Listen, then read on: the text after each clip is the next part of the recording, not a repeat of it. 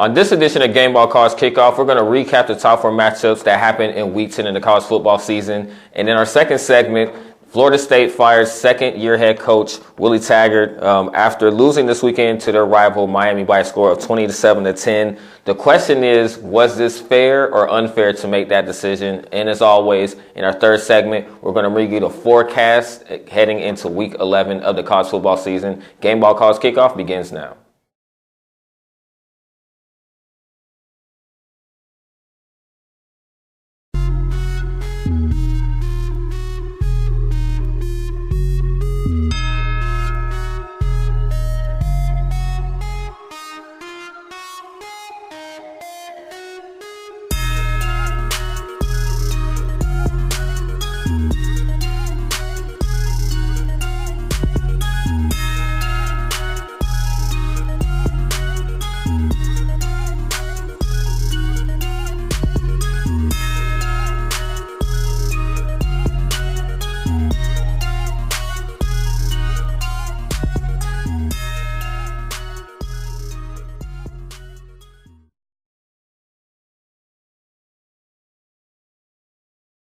What's happening, everyone? Welcome to Gameball College Kickoff, where the football season never ends. I'm Marcus Young Genius Jenkins. It's your boy, Michael Riley. And always, we're going to hold it down for our boy, Luke Hartnett, who could not be here. Hope you feel better. We're going to hold you down as always, like you guys have done for me. So let's get into it. We're going to recap Week 10 of the college football season, and that's going to take us to the Florida-Georgia line, pun intended.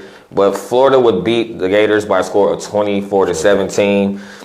K-State, the Sunflower Showdown took place over the weekend. Kansas State decisively winning this game in Lawrence by a score of 38-10. Utah would win 33-28 over the Washington Huskies, and SMU would lose to Memphis by a score of 54-48 in a high-scoring matchup. We're going to take things back to Florida and Georgia. Mike, how was Georgia able to beat the Gators? Well, it was a slugfest from start to finish. This game, the winner of it would detail who's going to the SEC championship. After that loss against South Carolina, Georgia finally woke up a little bit to where they had to make more plays than Florida to win the game. Offensively, they made more plays than Florida's defense, and it just kept going back and forth. And at the end, what it came down to is Georgia was the better team. They was in a better situation, and they was able to get the win to take first place in the SEC East. So Georgia came and did what they did and took care of business. It was a very close, exciting game, and Georgia will likely more go to the SEC championship game. They will play the winner of all Alabama or LSU to face them in the SEC championship. This was a big blow for Florida. They had opportunities to get in the end zone, just couldn't get it done, and they let one slip away. And unfortunately, they're not going to the SEC championship game. Unfortunately, like you mentioned, a huge win for Georgia, a tough loss for the Gators, indeed. And that's going to take us to the second game that we're going to talk about, and that is Utah beating Washington by a score of 33-28. Obviously, this would happen to be a tough loss for the Huskies as well. How big of a win was this for Utah? This was a big win for Utah, not just for Utah, but for the Pac-12 to keep their hopes alive in the 14 college playoff ever since Oklahoma had that loss on the road at Kansas State and Manhattan. So they're still keeping their hopes alive because right now, if they win out, if Oregon wins out, they both play in the Pac-12 championship in each division, and more likely we'll have a one-win team representing Pac-12 in the college football playoff. We don't know.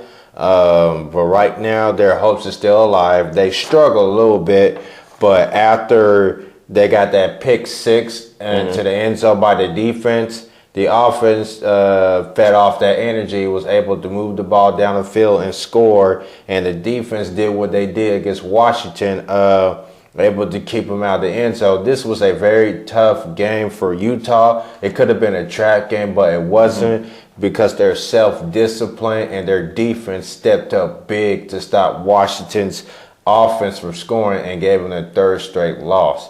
because Washington got off to a hot start and fell into a slump, and they couldn't recover since. And it's not looking too good for Washington. They gonna likely be in the ball game, but it's just been tough for Washington this year.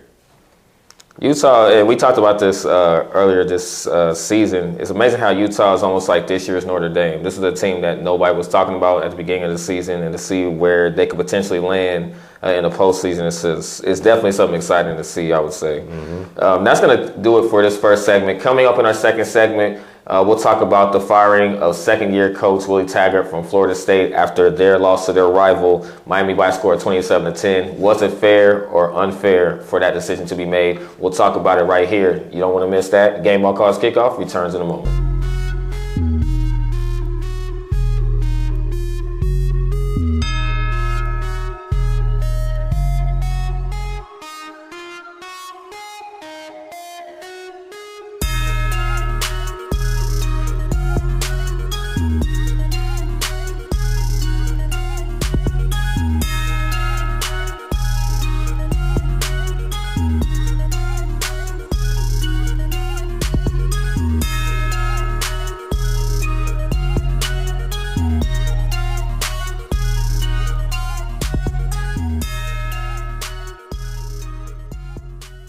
What's happening, everyone? Welcome back to Gameball Calls Kickoff. Now, once again, in our second segment, we're going to talk about Florida State and their decision to fire head coach Willie Taggart after only 2 seasons. Was this fair, Mike, or unfair to you for this decision to be made? It was unfair because there were they have 4-5 record, and they're still 2 games away from being bowl eligible. And I felt like cutting ties with Willie Taggart is the biggest mistake.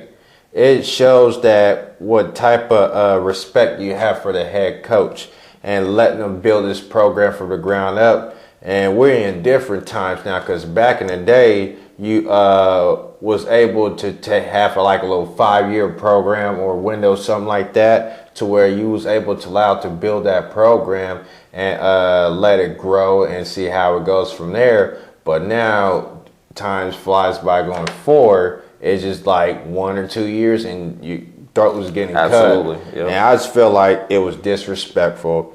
They didn't show him no respect. It was a slap in the face, spit in the face, all the above. And this was just unfair because there's been rumors going around that Urban Meyer might go to USC or something like that. We don't know.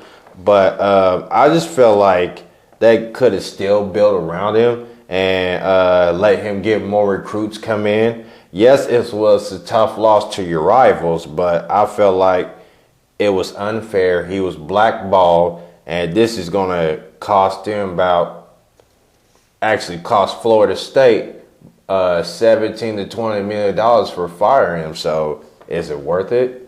In my opinion, no. It's unfair for firing Willie Taggart in this unfortunate stances.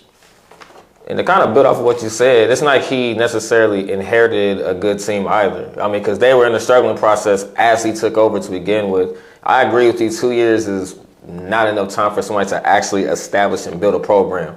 But I think what really it goes down to is there was a lot of heat being drawn back to the head coach because of their underperformance, so to speak. Because according to the Power Index, Florida State started off 2018. They finished 5-7. But the Power Index had them ranked 18 and they finished 67th. So, I mean, I get where the expectation was and where they underperformed. 4-5 this year. They were ranked in the Power Index 22nd, and now I believe they're like in the 40s. Yeah. To be fair, so I understand where that point of where you were hoping a change in coach at that point in time, you would hope to see improvement, but I mean, that's just like giving Les Miles a year at KU. And if he does, if their record was different this year, then would you let go of Les Miles? And that's the thing. It really is unfair for any coach, and that really is the generation of sports. It is a win now type of generation. Show me something right now. I don't care about what you did in the past or what have you. So I agree with you that it's unfair without a question. Well, it just depends on what school and what team and conference you go to. For Les Miles, at University of Kansas, they know that it's going to be a building process. Right. Even the chancellor and the athletic director said it's not going to be an overnight fix. It's going to be a process, and you got to let it grow and build. And I feel like it wasn't fair for Florida State to let them grow and build because they want to hire Urban Meyer, who's a free agent, right, doing TV at Fox Sports, and his name's been ringing the doorbell of USC. So they're going to try to get in the mix. I just feel like Willie Taggart has been blackballed and disrespected, and it's not fair. I agree with that 1,000%. And that's going to do it for the second segment. Coming up in our third segment, we're going to give you the forecast, the top 4 matchups to look out for in Week 11 heading into Saturday. Stick around. Gameball calls kickoff. We'll be back in a moment.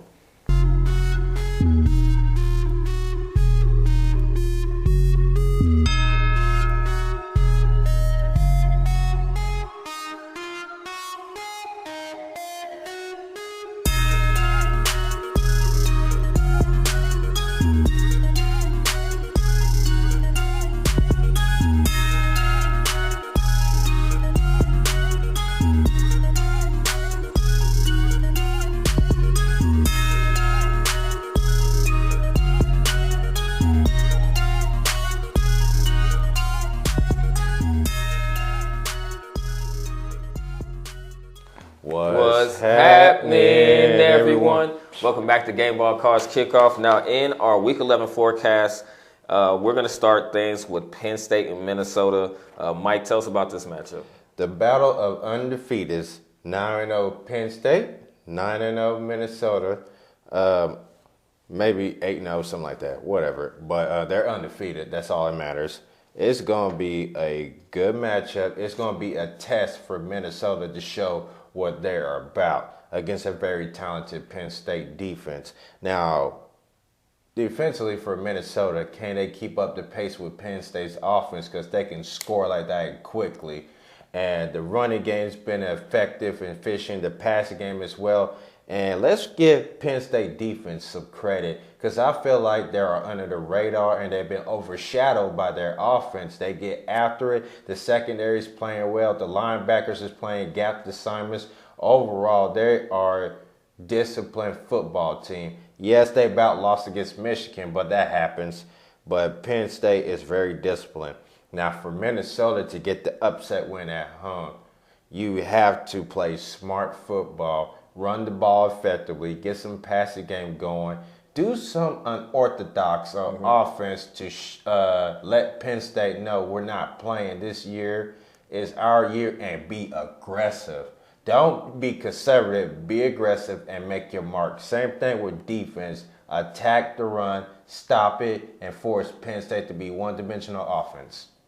All right, Penn State, Minnesota, both teams have something to lose and something to gain this weekend, so that's going to be a great matchup. The heavyweight matchup, however, of the weekend belongs to this game, and that is LSU and Alabama. Mike, go ahead and break this down. I wouldn't say the heavyweight matchup of the weekend is the heavyweight matchup of the year because the winner of this game is going to the SEC championship. It's all marbles. LSU.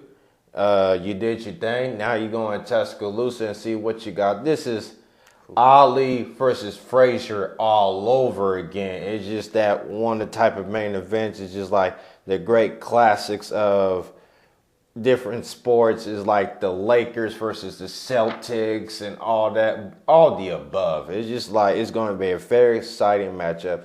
It's going to be a dogfight. It's going to come down to which defense makes a play because they both got very explosive offenses. It's going to come down to the defense. Which defense can be disciplined, mistake-free, and make a play to win the game? All right, LSU, Alabama, SEC championship game at stake. That's going to take us from the SEC. We're going to jump up to the Big 12 where Kansas State, obviously fresh off of a win against KU and Lawrence by a score of 38-10. Their next test is the Texas Longhorns. Tell us about this matchup, Mike. Well, for K-State, they've been having a lot of success running the ball with 3 of their backs. Of course, the running back as well. They've been consistent in the passing game. But give K-State a lot of credit. They do have 5 senior starters at offensive line that have been playing very well and could potentially be, like, all of them could be drafted in the NFL going forward next year. And their defense is playing good right now. They was able to shut out Puka Williams and that running offense forced KU to be one-dimensional, and that would play into their hand. And special teams, that's where they're disciplined. Can they take it on the road again against Texas, against Sam Ellicott and the Texas offense? Sam Ellicott can run and pass, and there's going to be a big test for Kansas State secondary. Now, Texas is a straight off loss of TCU and their bye week as well. So how would Texas bounce back? Can they bounce back offense to score points and defense? How will you stop Kansas State running attack? Can you force them to be one-dimensional? We'll find out and see. All right. And that's going to take us from the Big 12, and we're going to go to the Big 10 and the Iowa Buckeyes taking on Wisconsin. Mike, what do you like about this matchup? Well, with Iowa, they got a tough task. We all know Wisconsin is a very good running team. Mm-hmm. It's going to come down to their front seven, be able to stop Taylor and the offensive line of Wisconsin. Can they penetrate, get back to the backfield? And their defense is playing good, but it's their offense that's been holding them back. They lost a close one against Michigan, and they lost another close one against another team who I forgot. But it's just their offense has been their Achilles heel. So can their offense step up and make big plays? And can Wisconsin be able to run the ball down Iowa Hawkeyes defense's throats and play smash mouth physical football and play big boy football and win the time of possession battle and defense be disciplined enough? All right. Another big game for both of these teams as well. That's going to take us to the predictions part of the episode. Mike, we're going to start with Penn State and Minnesota. Who you got in this matchup? Upset alert, Minnesota. Ooh, okay. Wins at home. Okay. Some tells me that Minnesota's going to sneak one out. It's their first big game at home, and they're going to get hyped up, excited. I think they're ready. They're playing inspired football right now. So I'm going to say Minnesota wins a very close dogfight game. I'm going to say 27-24 Minnesota, and Luke picks Penn State to win. All right. I like your assessment of that game. I think experience more than anything. I think is going to be the difference in this game. I think it's going to be close either way. I think this is going to be one of the more sleeper games of the weekend. I like Penn State as well. I think they'll find a way to squeak it out. I will say they will win by a score. I'll give them 21-17 will be my score. But I like Penn State. This one, though, LSU, Alabama, SEC championship on the line. Who you got? I'm going with the LSU Tigers. Okay. I've been on that bandwagon since they done beat Texas, they done beat Florida, and they done beat all the other SEC schools in that conference. They had the tougher schedule than Alabama's, and it's time for LSU to put up or shut up. I think they'll put up enough points, and I think their defense is able to make enough plays. So I'm picking LSU to win a dogfight, 35-31 LSU Tigers, advancing to the SEC championship game, and Luke has Alabama beating LSU. I'm torn between these two, so I'm not going to lie. I want to ask you really quick, though. If Alabama, say for example, just random scenario, if Alabama loses this game, do you still see them finding a way to get into the playoffs? No, I don't, because there's a lot of one-loss teams still alive, and it's based off this. Alabama is in the SEC, and they do play Auburn towards the end of the year, but I just don't see it happening. I'm torn on this one. I want to say I just have a gut feeling that Alabama will squeeze this one out because we've seen this before where they've had a good test. I think I wouldn't be surprised if LSU won this game. I'll say that much, but I'm going to go with my gut feeling. I'm going to say Alabama's going to win a close one, 35-28. Kansas State and Texas. Kansas State coming off a win. Did they get two in a row? Well, three. Or excuse me, three in a row. I'm gonna go with Texas. I think they had a reality check and wake up call. They were hyped this year to win the Big 12. I think they learned some hard lessons, and they're at home. I think Sam Ellinger and offense bounce back, and defense does enough to win at home. I'm gonna say Texas win a very close one. I'm gonna say 31-28. Texas gets it done, and Luke picks K-State to win over Texas. Of course, not surprised with that one. Yeah. Why pick against your team? But I like Texas in this one as well. I think it's going to be a good fight. Of course, Kent State has a lot of momentum going into this game, but winning in Texas is not an easy task for any team for that matter. I like Texas in this game. I'm going to give them a score. I'm going to say 35-21. It's going to be my score with that one. And the game in the Big Ten, Iowa, Wisconsin. Who you got? I got Wisconsin winning at home. I just don't see Iowa's offense doing enough to go against the Wisconsin defense. I think they ground and pound, run the ball, play smash mouth football, keep it simple, win the time of possession, and just dominate offense and defense. So I'm going to say Wisconsin wins at home 31-17, and Luke picks Iowa to win. I was about to say, I can see that happening too. I'm not going to lie. I'm actually going to go with this one as well. I think Wisconsin just has a better overall team. I think they have both sides of the football covered. I'm going to go with Wisconsin. I'll give them a score of 27-17. And their offensive line, Wisconsin has meat. Yeah, and the offensive line, meat and potatoes. That's all I got to say. All right, that's going to do it for this episode of Gameball Calls Kickoff. Social media, you can find me on Facebook, Marcus Jovel ENT Jenkins, Instagram, Twitter, Snapchat, @JovelENT. Social media, Facebook, Twitter, Instagram, Gmail, YouTube, all on the right side where it says to your left side. And you can also get our gear on gameballshop.ecway.com. That's gameballshop.ecway.com. And you can't forget our other brother, Luke, who's a little bit under weather and speedy recovery. You can follow him on Facebook, Instagram as Lou Harnett, on Twitter as Lou Harnett2. I'm Marcus Youngest Genius Jenkins. It's your boy, Michael Riley. And that's going to do it for this Gameball Calls Kickoff episode. Also, don't forget to catch us to get your football fix on Gameball NFL End Zone.